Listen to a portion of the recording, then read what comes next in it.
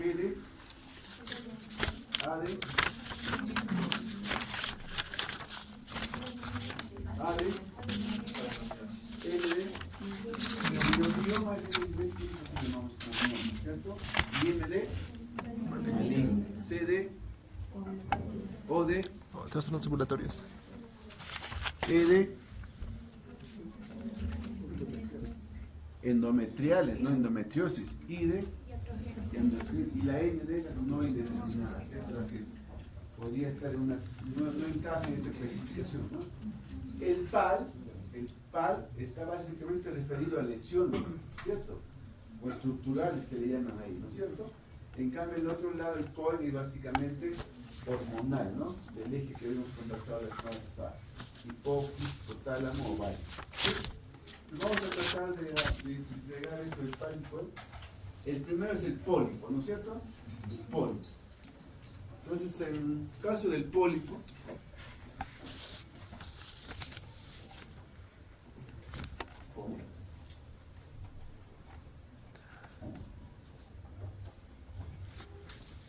entonces, en el caso, ¿cómo yo haría el diagnóstico de pólipo?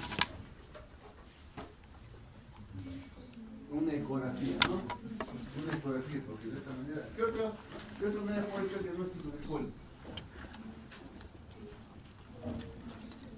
¿Qué dice la literatura? Una histeroscopía, ¿no? La histeroscopía es a ingresar un lente a través del orificio cervical interno y luego la liturgia, ¿cierto? Pólipo. La primera es hacer la ecografía, ¿no es cierto? La ecografía me va a mostrar a mí una imagen.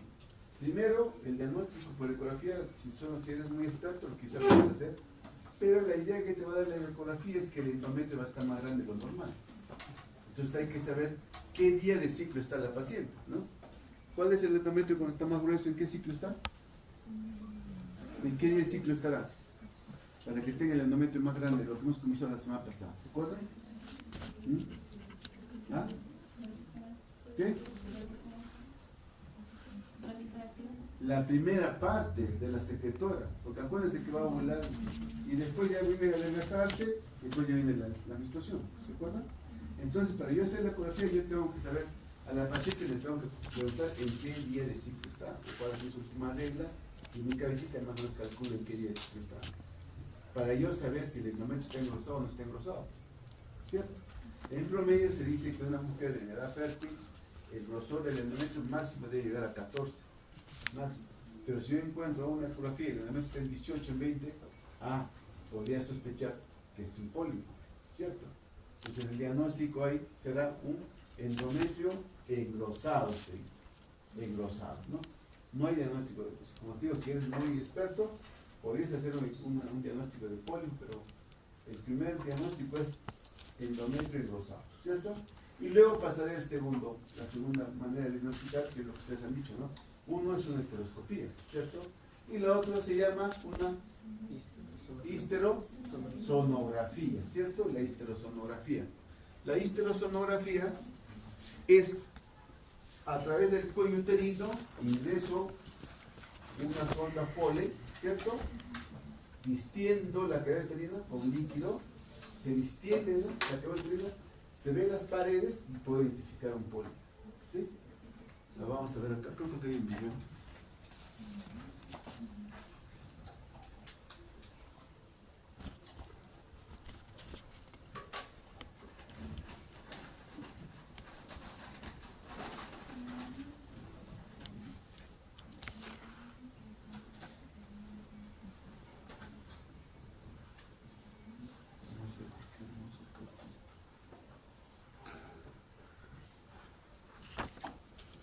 Está muy lento el sistema, ¿no?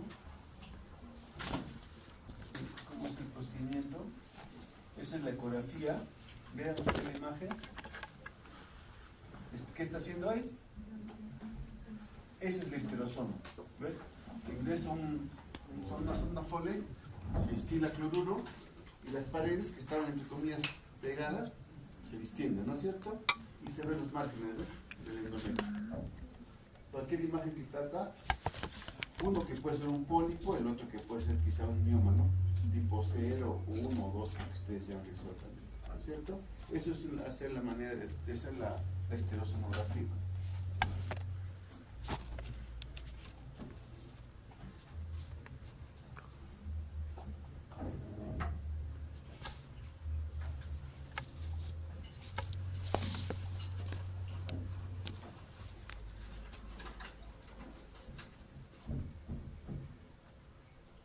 Ahí está, ecográficamente ven ustedes esta imagen.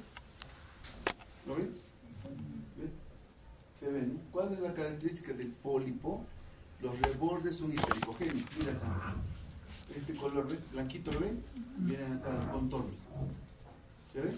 ¿Sí? ¿Sí? Esa es la característica del pólipo.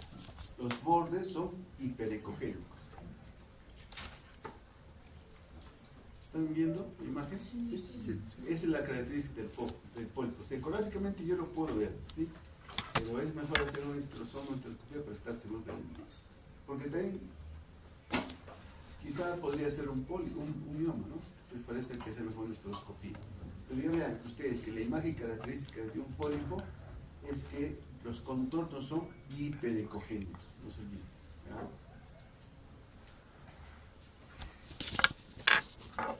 Y en esta imagen pequeña se ve como mayor, ¿no? ¿Ves? Esta parte hiperecogénico y hiperecogénico, ¿sí?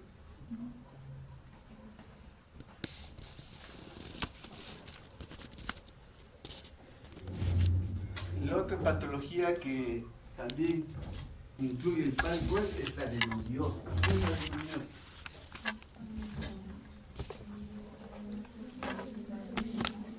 ¿Cómo?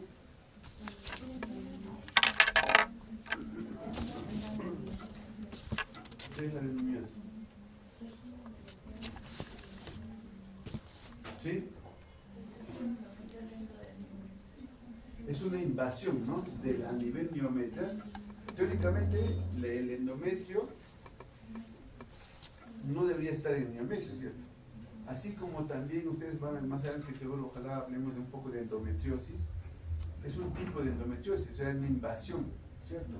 Es un tejido endometrial ectópico, o sea, que es donde no debería estar. Entonces, en este caso, invade el miometrio. Al invadir el miometrio, hace que el útero se haga más grande, se haga más rechoncho. Entonces, la paciente, cuando viene el útero, menstrua más cantidad. ¿Sí? Eso es parte del diagnóstico de la adenomiosis. La adenomiosis, ahora también ya se sabe que es como un tipo de endometriosis, pero situado en el útero, ¿no? Ustedes van a ver que hay endometriosis de ovario, peritoneal, vejiga, recto, todo eso, pero antes no se considera como una entidad aparte, pero ahora ya se está considerando como un tipo de endometriosis, la adenomiosis, ¿cierto? ¿Qué otra característica tiene la adenomiosis? ¿Qué otra característica tiene la adenomiosis?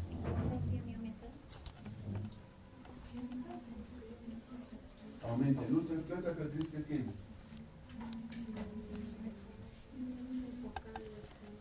No. ¿Qué característica clínica?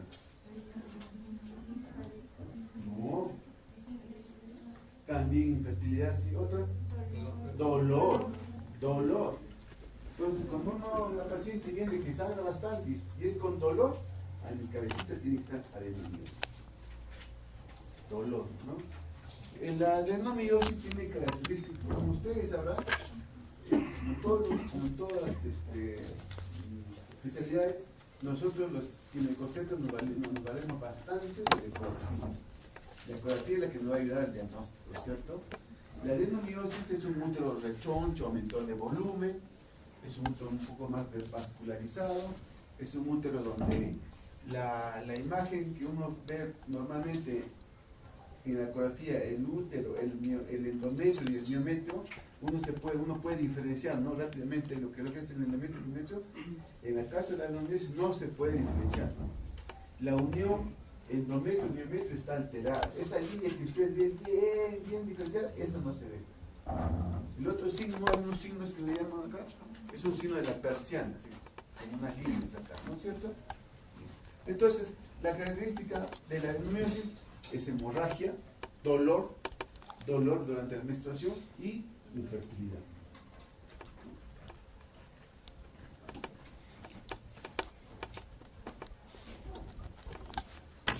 Ahora pasamos a los miomas, ¿no? Al leiomioma. ¿Cuál es tu nombre? ¿Cuál es tu nombre? ¿Ah? Giuseppe. Giuseppe. De lo que han leído de la literatura que te hemos mandado, ¿cuál de los miomas sangran? Porque son 7, ¿no? Según la ubicación, son 7 tipos de miomas, ¿cierto? ¿Cuál es el 0? A la delegada, ¿cuál es el 0? Pero, ¿cuál es la característica del 0? De lo que dice la literatura. ¿Ya? O sea, todo el mioma está dentro de la cavidad endometrial. O sea, 100% del volumen del mioma está dentro de la cavidad endometrial. Esa es la característica. El tipo 1. Menos del 50%. ¿Ah? Menos del 50%. ¿Dónde? Y al revés, ¿no? Sería más del 50% está en la cavidad endometrial. Eso es el 1. Más del 50% está en la cavidad endometrial. ¿Cierto? El 2. El 2. ¿Dónde? Ya, claro. O sea, al revés, menos del 50% en la cavidad endometrial. ¿Cierto? ¿Sí? ¿Entendido? Porque eso es, ¿cuál es el 3? El 3, ya, pero ¿qué más? Está en contacto con el endometrio. Muy bien.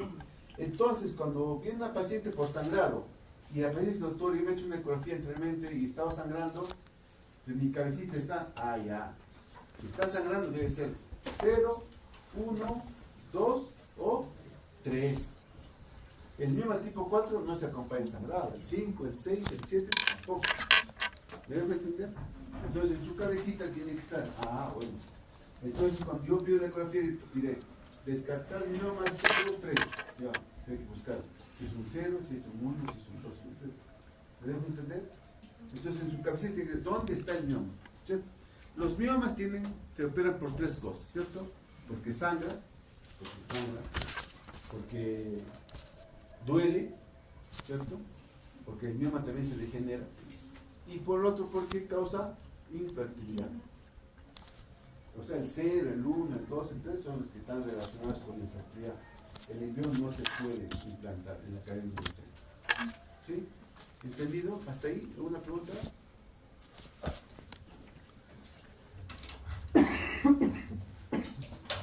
Doctor, los signos de adenomiosis y leiomiosis, leomiomas son similares, ¿no? Dolor, hemorragia e infertilidad. Exacto. Ahí está, dibujadito, 0, todo el mioma está en la cadena endometrial. 1, más del 50% del mioma está en la cadena endometrial. 2, menos del 50%. El 3 es el que está en contacto con el endometrio, ¿cierto? La pregunta que yo me hago a la delegada, ¿por qué la paciente con mioma sangra?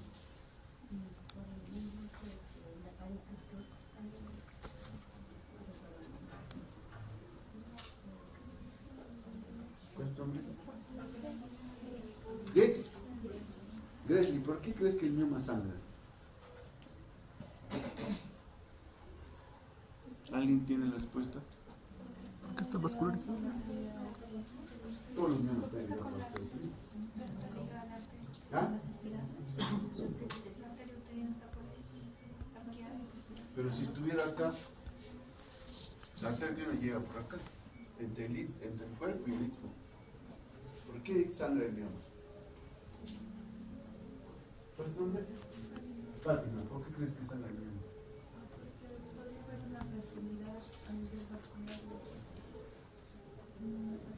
No, miren ustedes.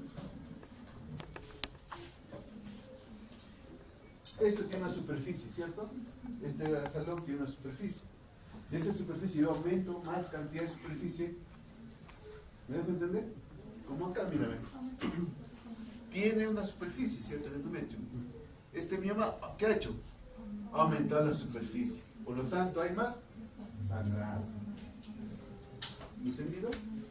Y 2, porque cada mioma tiene una vascularización, una neovascularización.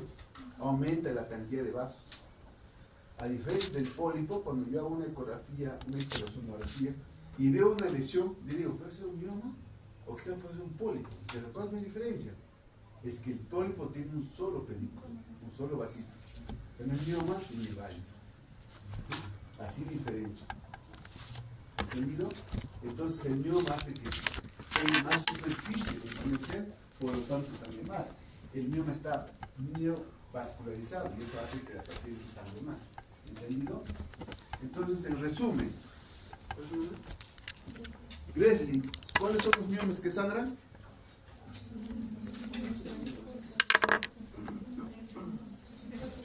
¿Ah? El 0, el 1, el 2 y el 3. Pues cuando alguien viene al consultorio y dice que está sangrando y me dice, doctor, yo tenía un mioma, entonces en mi cabecita, digo, entonces debe ser un 0, un 1, un 2 o un 3. Acá está. 0, 1, 2, 3. ¿Este hará que sangre? No. Pero sí hace que aumente el tamaño del útero. Se hace que duele. ¿Sí? Y quita la vascularización al endometrio. Por eso que es un factor también de fertilidad. ¿Sí? ¿Hasta ahí una pregunta?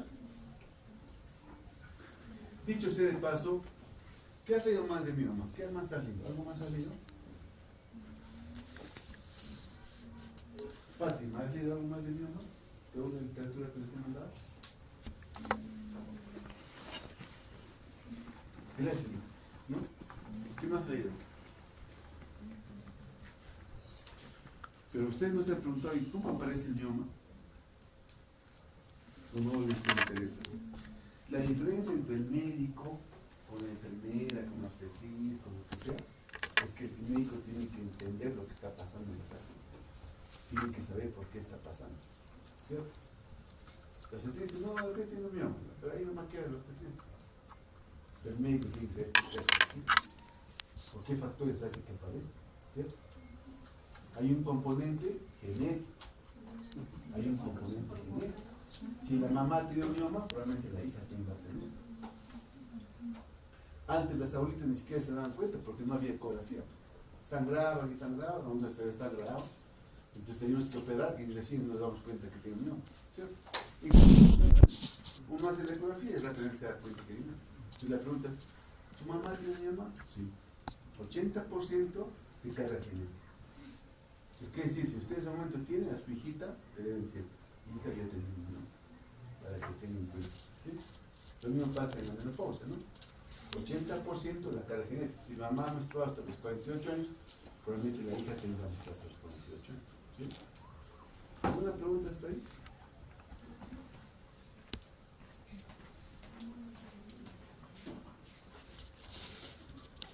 Y luego viene la maligna, ¿no? La maligna. ¿Cómo cuál? ¿Cómo cuál?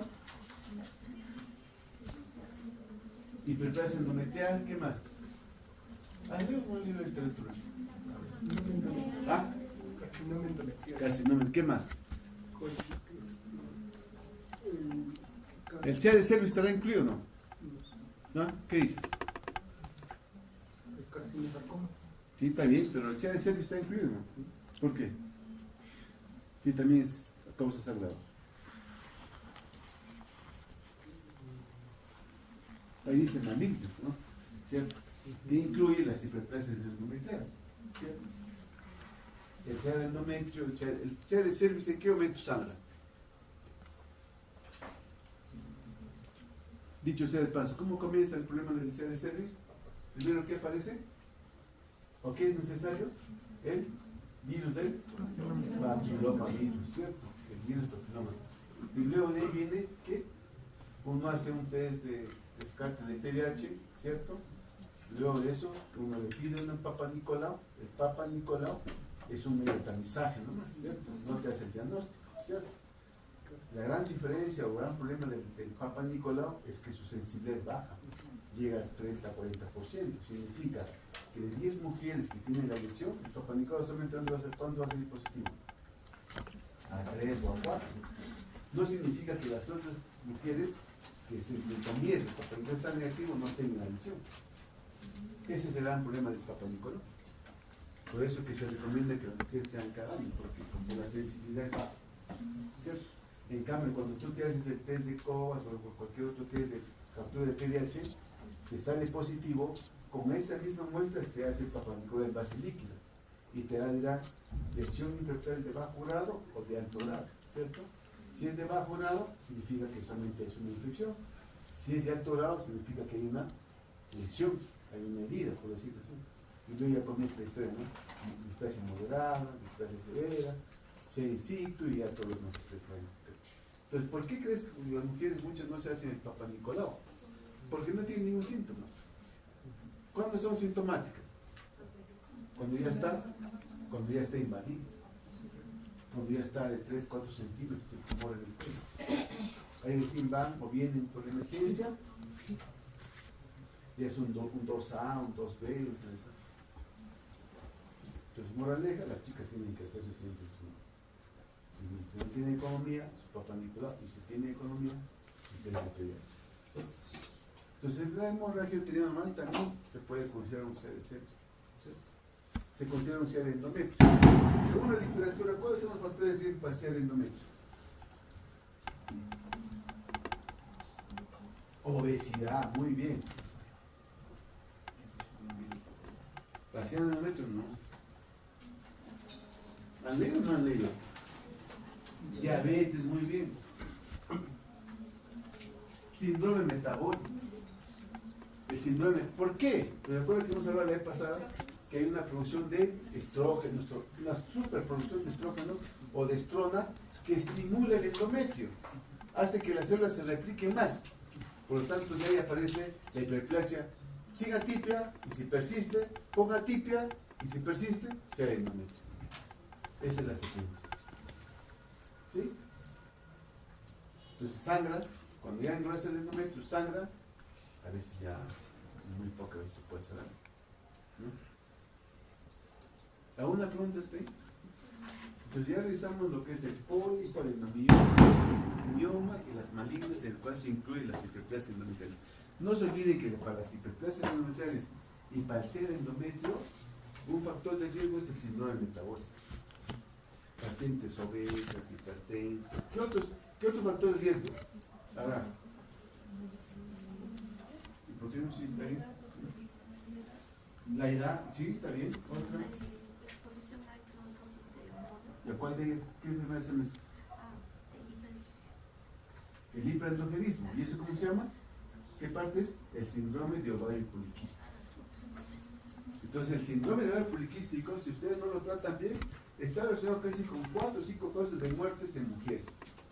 Está relacionado con las hipertensiones crónicas, ACV, diabetes, colesterol, hipertriglicemia, CA de endometrio. Entonces, el síndrome de ovario poliquístico no es cualquier cosa.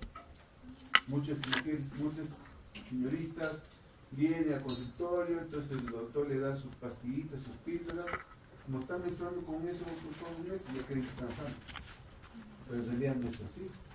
El tratamiento, el mejor tratamiento para el ovario poliquístico es bajar de peso, controlar la alimentación y todo lo demás.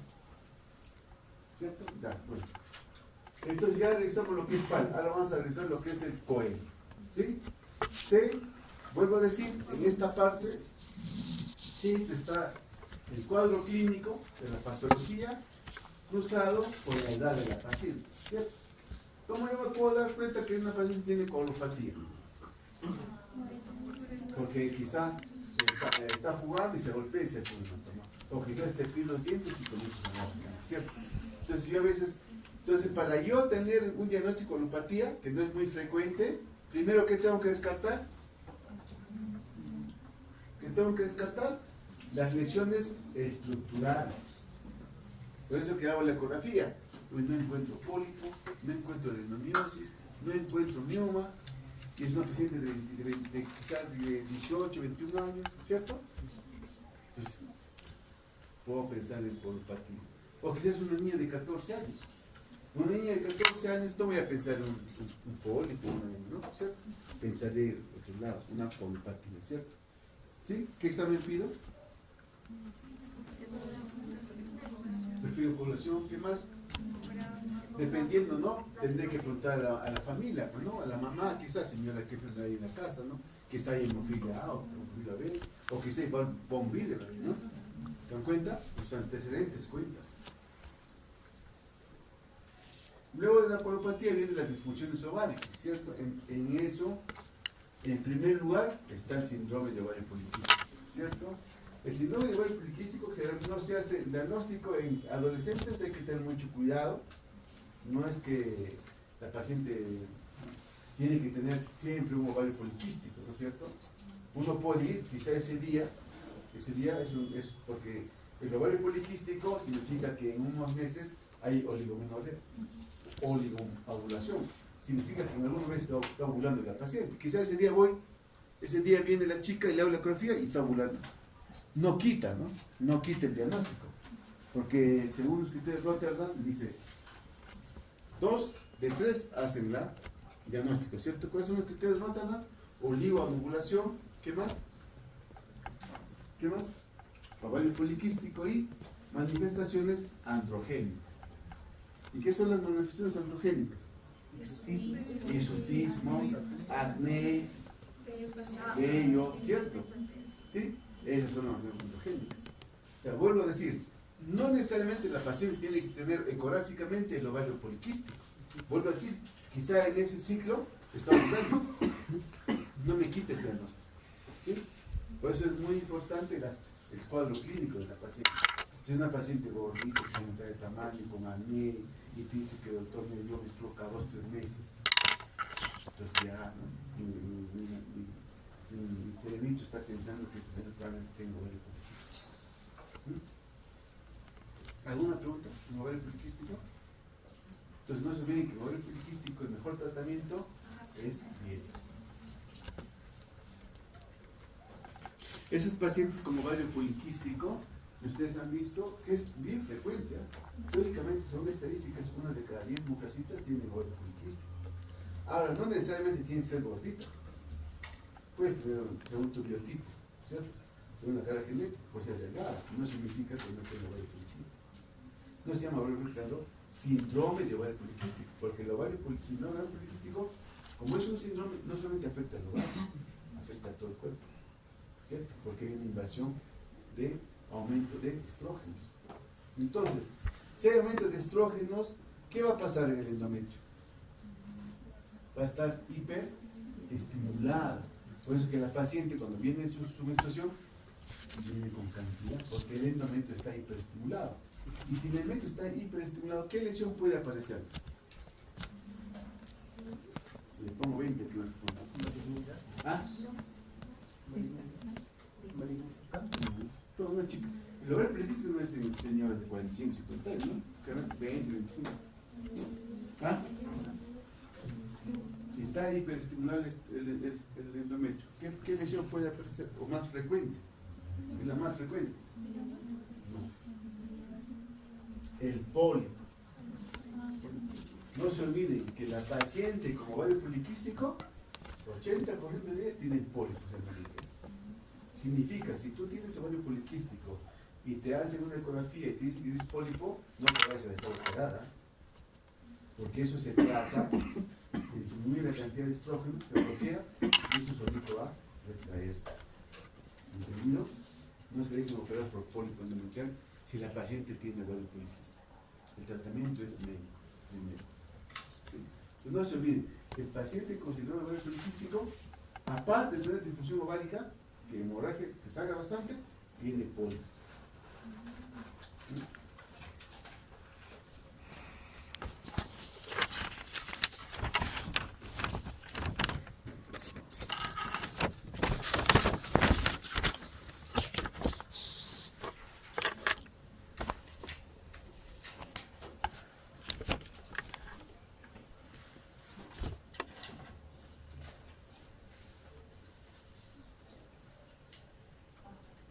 Y luego viene el endometrio, ¿no? El endometrio ya, pero no como lesión, ¿cierto? No como lesión, como una hiperplasia o un ser endometrio. ¿Qué pasa? En estos pacientes, claro, lo primero que yo tengo que hacer es descartar. Vuelvo a decir, cuando viene una paciente como hemorragia tiene, lo primero que yo voy a descartar son lesiones estructurales, ¿cierto? Si no hay eso, entonces me paso a este lado. Pienso en lesiones no estructurales, ¿cierto? Entonces una de ellas es que, ¿por qué el endometrio sangra, no? Ustedes saben que tiene que haber factores angiogénicos y factores antiangiogénicos.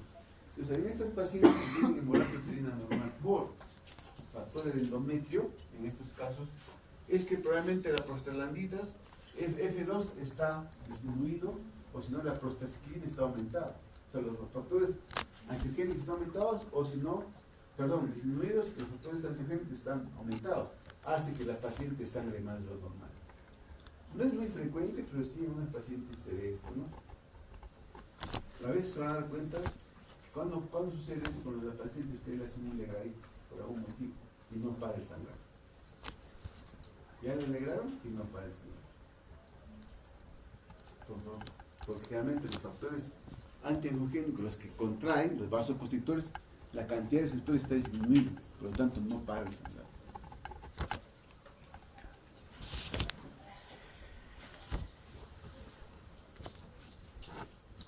Y por último, las iatrogénicas, ¿no? Las iatrogénicas. Un ejemplo de iatrogénicas, los anticonceptivos, ¿cierto? Los anticonceptivos generalmente, ¿cuál de ellas? Los que están con progestina. No las que están combinadas, que no van a de hecho se presenta en pacientes que usan anticonceptivos con progestina. ¿Cómo cuál? ¿Cómo cuál? El levonorgestrel. ¿Qué más? ¿Qué más? Lo que se usa cada 3 meses. Las ampollas de 3 meses, ¿cómo se llama? La medroxiprogesterona, ¿no? El acetato de medroxiprogesterona, ¿no? Por eso cuando ustedes van a hacer sus serumos, comienzan a trabajar y la paciente dice, doctor, quiero cuidarme con un método, entonces ya te le explicas todo, y dice, entonces me vas a cuidar con la de 3 meses. Pero tienes que explicarle que los primeros meses va a sangrar un poco, poco, después decir en la segunda, tercera ampolla para disminuir la cantidad ¿de qué? ¿Por qué no sangra la paciente que usa Depo-Provera? No han leído. Yo pensé que había leído. Porque bloquea, ¿y qué más? ¿Qué más? Bloquea, pues no, el eje totalmente concepto. Por lo tanto, el endometrio no crece. Cuando ustedes ya van a trabajar, van a decir, las pacientes, no, doctor, pero la primera pregunta es, doctor, ¿y con eso voy a sangrar? Y dicen, no, señora, mira, los primeros que sale, después del cuarto, quinto, sexto mes ya no va a sangrar. La paciente piensa que en su cabecita el sangrado se queda en su cuerpo, ¿no? O se queda en su matriz. Y por eso no quieren cuidarse. Entonces tú tendrás que explicarle que el problema es que no crece el endometrio. Por lo tanto, la paciente no sangra. ¿Sí? Hay que explicar esas cosas a la paciente, porque no va a venir a las 3 de la mañana, cuando estás de guardia, y decir, doctor, estoy sangrando. Y señor, no me he puesto en apoyo hace 2 semanas. Las iatrogénicas, ¿cierto? Y por último, las no clasificadas, ¿cierto? Por ejemplo,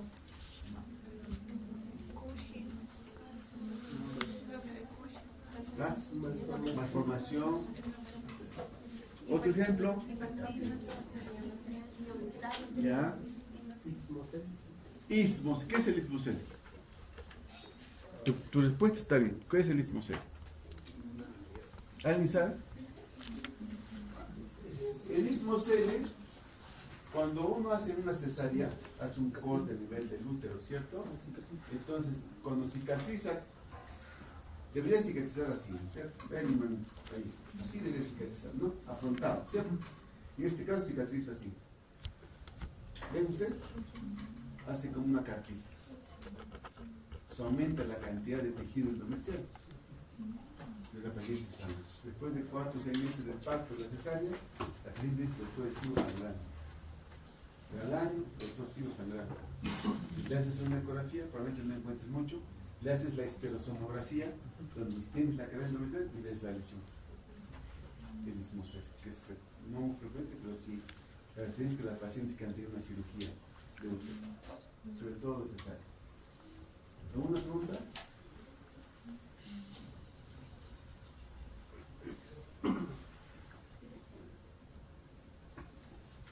¿Alguna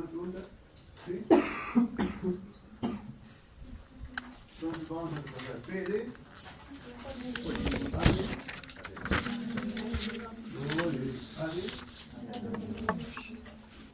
M de I, M de María, C de O de ¿qué? Oposición básica. G de y la I de la N de no clasificada, ¿cierto? ¿Alguna pregunta?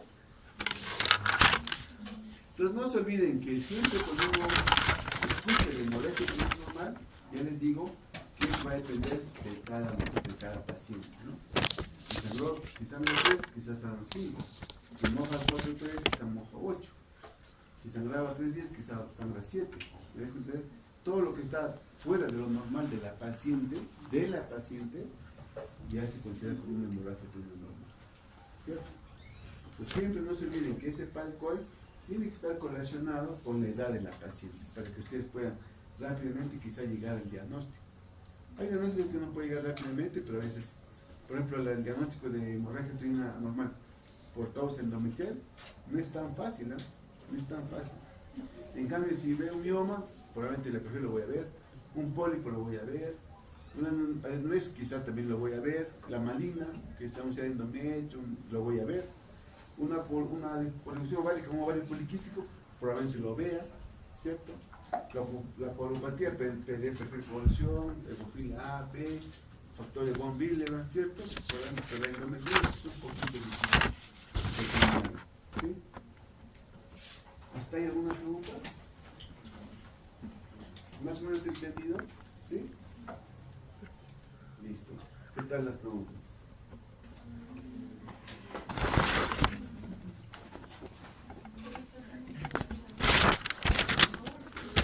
El tratamiento va a depender pues, de la patología, ¿no?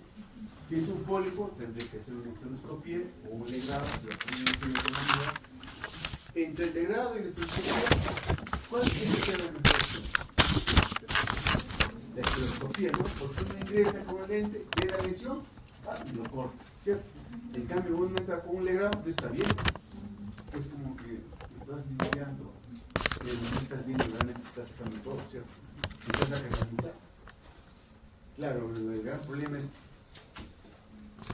un legradito, 700, 800, una esteroscopía, pues es la gran diferencia, ¿no? ¿Sí? Si es un mioma, claro, una miotomía, ¿no?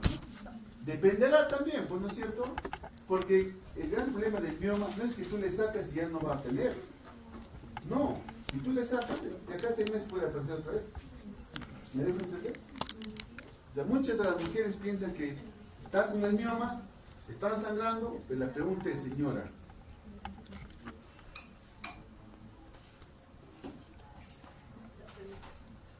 si la paciente está sangrando y tiene 25 años, digamos, y es un mioma tipo, digamos, tipos, no sé, pues tipo 1, quizá le puedo hacer una esteroscopía, ¿no?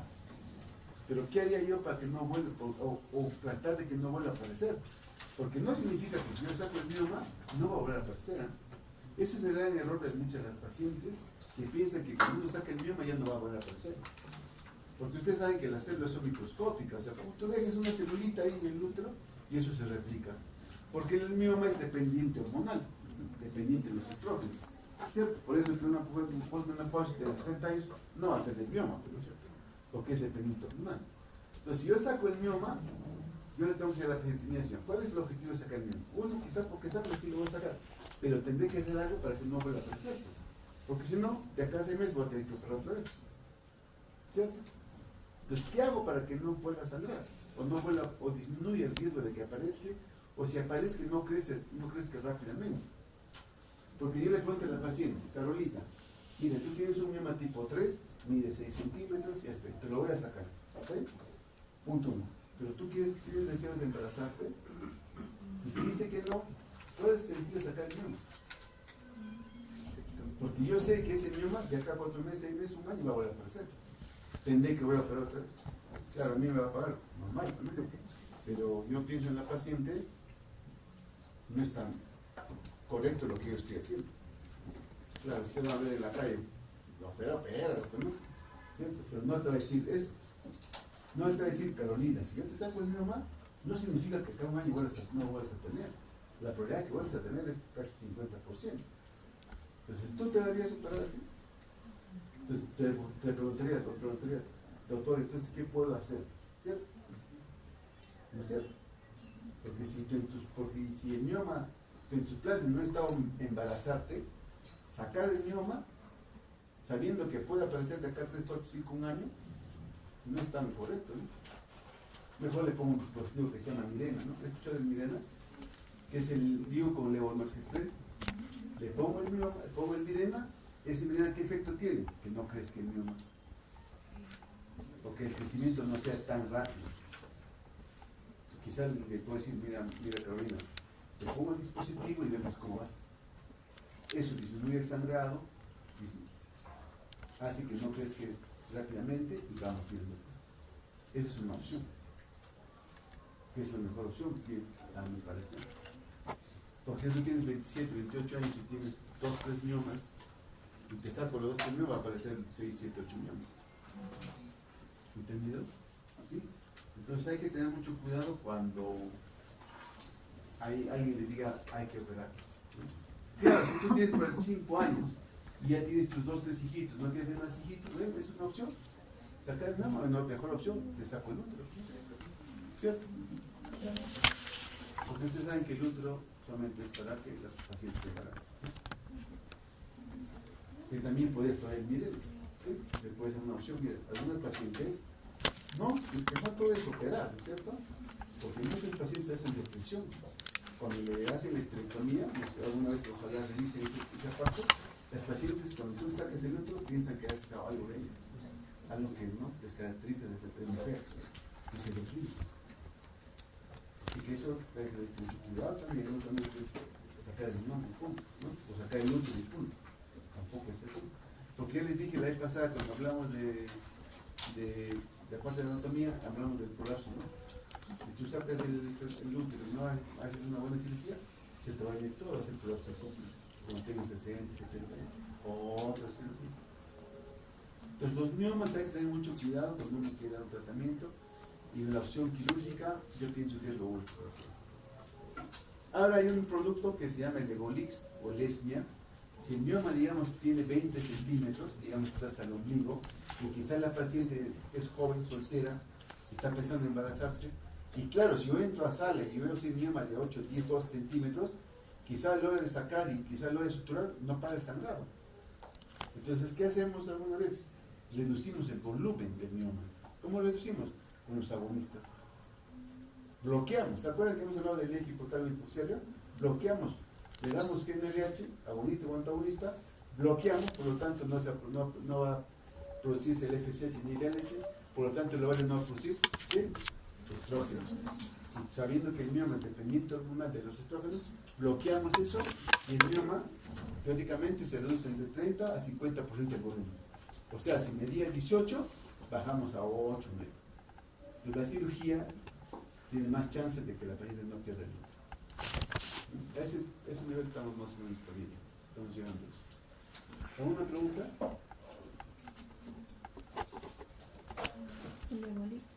Evolix. Es un agonista. Pues hay dos. El ESME también, los prolio. Son agonistas o antagonistas de la GnRH. O sea, bloqueamos y ya no se produce nada en la cascada. Claro, la pregunta es, doctor, pero si lo bloqueamos, ¿qué va a producir? Si yo bloqueo, ¿vale? ¿Qué va a producir? Amenorrea. Es como fuera una menopausia. Y la paciente va a tener características de menopausia. Dolor de cabeza, bochorno, se queda vaginal. Por eso que se usa entre 3 a 4 meses. No se usa para siempre. ¿Alguna pregunta? ¿Más o menos entendido esta parte? ¿Sí? Listo, entonces el doctor Ayala ya va a venir. Tómense un break. Cuando viene, les mando el link para los siguientes. Es un dispositivo que dura hasta 8 años.